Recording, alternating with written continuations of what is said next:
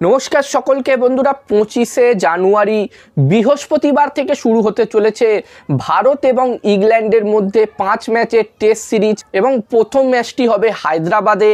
এবং আজকের এই ভিডিওতে আমি তোমাদের সাথে এই প্রথম ম্যাচটির জন্যে ভারতীয় টিমের শক্তিশালী প্লেইং 11 কেমন হতে পারে সেটা জানানোর চেষ্টা করব। তোমরা ভিডিওটাকে স্কিপ করো না, পুরো ভিডিওটা দেখো। যেখানে ইংল্যান্ড দল এই মুহূর্তে ভারত সফরে আছে এবং 25শে জানুয়ারি থেকে ভারত এবং ইংল্যান্ডের মধ্যে প্রথম টেস্ট ম্যাচ শুরু হচ্ছে। এবং এই ম্যাচটির জন্য ভারতীয় টিমের যদি আমি প্লেইং 11 নিয়ে কথা বলি, তো এখানে আমার মনে হচ্ছে এই ম্যাচটিতে ভারতের হয়ে ওপেনিং করবে রোহিত শর্মা এবং ইয়াশাসবি জয়সওয়াল। এখানে ওপেনিং জুটিতে কোনো চেঞ্জ হবে না। সাউথ আফ্রিকাতেও আমরা দেখেছিলাম এই দুজন ভারতের হয়ে ওপেনিং করেছিল, তো ভারতের মাটিতেও এই দুজনকেই আমরা ভারতীয় টিমের হয়ে ওপেনিং করতে দেখতে পাবো। এবং 3 নম্বর পজিশানে এখানে খেলতে পারে বিরাট কোহলি।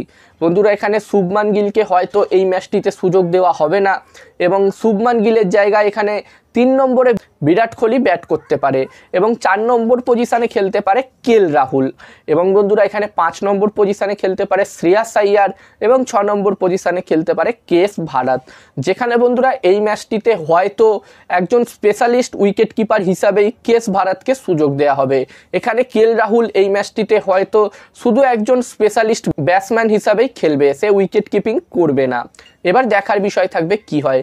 যেখানে বন্ধুরা এই মুহূর্তে ইংল্যান্ড লায়ন এবং ভারতীয় এ টিমের মধ্যে একটি ম্যাচ চলছে, সেই ম্যাচটিতে কেএস ভারত সেঞ্চুরিও করেছে। তো এখানে আমার মতে এই প্রথম ম্যাচটিতে কেএস ভারতকে সুযোগ দিতে পারে ভারতীয় দল।